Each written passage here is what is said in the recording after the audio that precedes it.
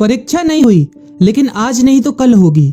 ये कोरोना महामारी आज नहीं तो कल जरूर खत्म होगी। स्कूल कॉलेजेस कभी ना खुलें, ऐसा नहीं होगा। अभ्यास करते रहोगे तो कोई पछतावा नहीं होगा।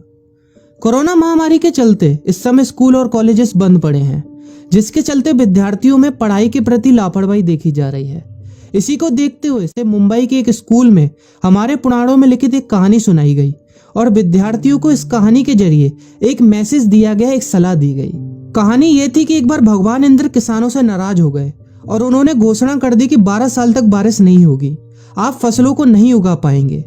भगवान इंद्र से किसानों ने विनम्रता पूर्वक विनती की। किसानों की विनती को देखते हुए इंद्र ने बड़ी चालाकी से बारिश न होने का सारा श्रेय भगवान शिव के ऊपर डाल दिया और कहा कि बारिश तभी संभव है जब भगवान शिव अपना डमरू बजाएंगे।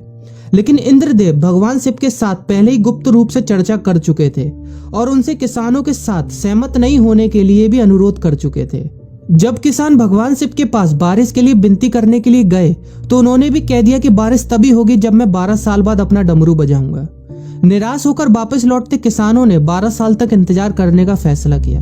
लेकिन उनमें से एक किसान वापस लौटकर नियमित रूप से अपना काम कर रहा था, खेती कर रहा था, यहाँ तक कि बीज भी बो रहा था। अन्य किसानों ने यह देखकर उस किसान का मजाक उड़ाना चालू कर दिया। कुछ किसानों ने उससे पूछा भी कि आप अपना समय और ऊर्जा क्यों बर्बाद कर रहे हैं, जबकि आप जानते हैं कि 12 साल तक बारिश नहीं होने वाली। उस किसान ने जवाब दिया कि मुझे पता है कि बारिश के बिना मेरी फसल नहीं आएगी, लेकिन मैं ये सब केवल अभ्यास के रूप में कर रहा हूँ। 12 साल बाद मैं फसलों को उगाने और खेतों में काम करने की प्रतिक्रिया को भूल जाऊंगा।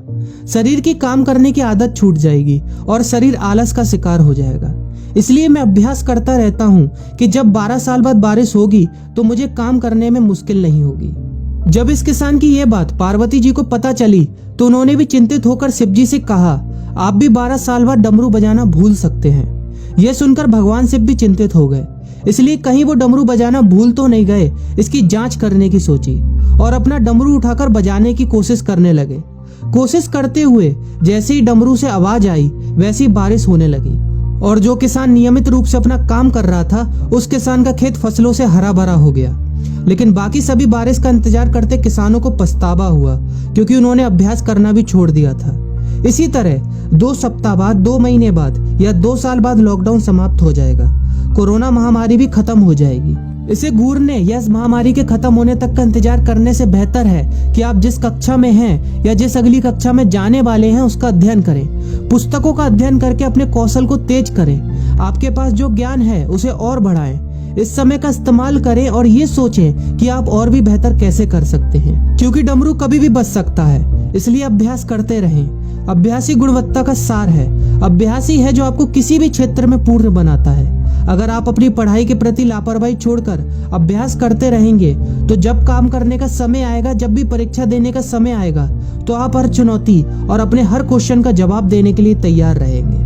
अपना ध्यान रखें और अपनों का ख्याल रखें, क्योंकि कोरोना अभी गया नहीं है। घर पर ही रहने की कोशिश करें ताकि आप भी और अन्य भी सुरक्षित रहें और नियमित रूप से अभ्यास करते रहें, क्योंकि डमरू कभी भी बच सकता है।